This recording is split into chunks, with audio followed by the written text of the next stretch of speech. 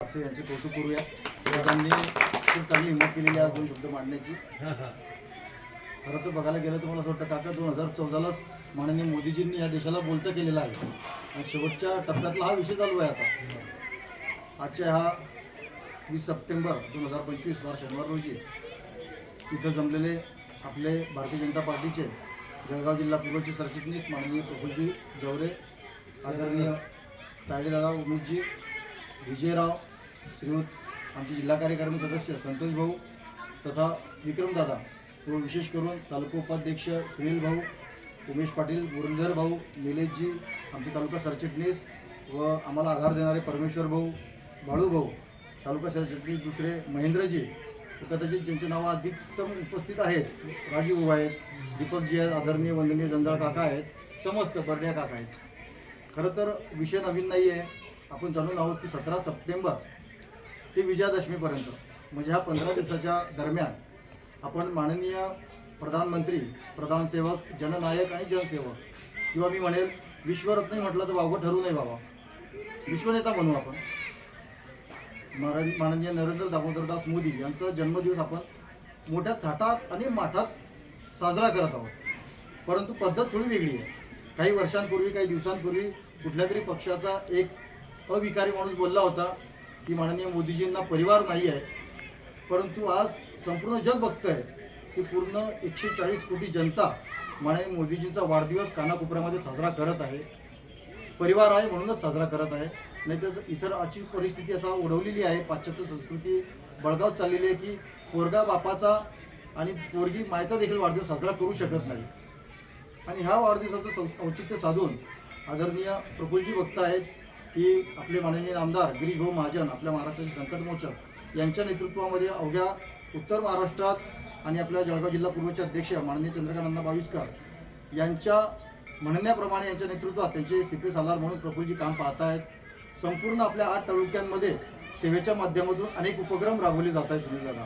मग ते स्वच्छतेचे असोत, रक्तदान शिबिराचे असो, आरोग्य शिबिराचे असो किंवा काही ठिकाणी पथनाट्य चालू आहेत सर, की त्या पथनाट्याच्या माध्यमातून विविध प्रकारचे म्हणजे व्यसनमुक्ती तरुण कसा होईल या माध्यमातून सगळे उपक्रम राबवले जात आहेत. आणि या सगळ्यांचा सार एकच आहे की या वाढदिवसाच्या माध्यमातून आपला भारत आणि आपली भारत माता परमवैभवाला कशी जाईल आणि औचित्य माननीय मोदींचा वाढदिवस. आणि आजच्या ह्या मंगलदिनी विजयराव चौधरींच्या माध्यमातून हायमतचे लॅम्प आदरणीय बर्डिया काकांच्या माध्यमातून या परिसराला मिळालेले आहे. बरोबर विजयरावांचं देखील मी कौतुक करतो आणि अभिनंदन करतो की त्यांनी हे कार्यक्रम पार पाडले आहे.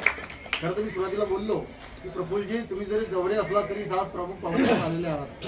कारण जवरे हे 3 अक्षरी जे शब्द आहेत हे आमच्या हृदयाला भिडलेले आणि हृदयामध्ये आम्ही साठवून ठेवलेले जे 3 शब्द आहेत. कारण ह्या 3 शब्दांची गरिमा प्रफुल्लजी तुम्हाला माहीत नसेल पण सगळ्यात पहिले ह्या तालुक्याला हक्काच्या पाण्याची ओंजळ जर कोणी दिली असेल तर जवरे कुटुंबियांनी दिलेली आहे, जे आम्ही आमच्या अखेरच्या श्वासापर्यंत कधी विसरू शकणार नाही आणि आमच्या हृदयात ते पुसू शकणार नाही. आणि तुमच्या माध्यमातून आज परत एकदा जवरे हे 3 अक्षरं या जळगाव जिल्ह्यामध्ये काम करत आहेत. निश्चितच आम्हाला माहीत आहे की आमच्या हरिभाऊंची मी म्हणेल कंपॅरिझन किंवा बरोबरी कोणी करू शकणार नाही. परंतु त्यांचा वसा घेऊन निश्चितच आमचे मुकेश दादा असतील, आमचे हे दादा असतील किंवा जवरे कुटुंबीयच नाही तर अनेक कुटुंबीय 12 बलुतेदार आणि 18 पगड जातींचा हा भाग आहे. हा सगळा एकवटून त्या शळवळच्या उत्थानाचं आणि विकासाचं काम बर्डियासारख्या काकांच्या माध्यमातून करत आहे.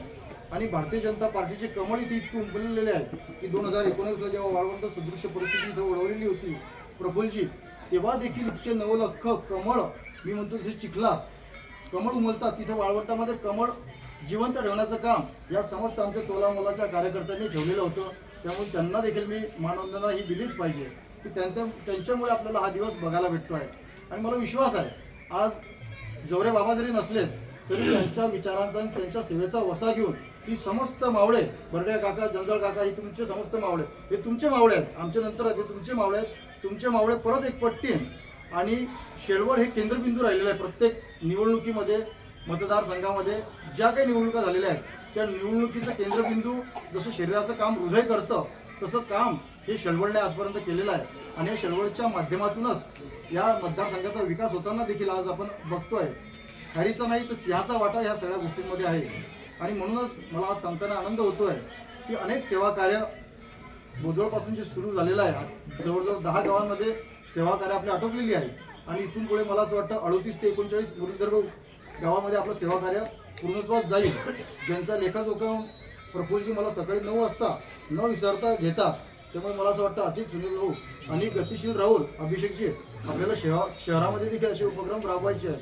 मी जास्त बोलणार नाही, परंतु पुन्हा एकदा या पवित्र मंदिरामध्ये, या पवित्र बैठकीमध्ये मी समस्तांना वंदन करतो, हा शब्द देतो की माननीय आमदार गिरीश भाऊ महाजन की त्यांच्या नेतृत्वामध्ये काही महिन्यांपूर्वी राजीव भाऊ आणि मुरलीधर भाऊ, मुकेश दादा आणि अनेक कार्यकर्त्यांच्या माध्यमातून, बाळूभाऊच्या माध्यमातून दादा 17 लोकांचे ऑपरेशन झाले होते निःशुल्क गिरीश भाऊंच्या माध्यमातून.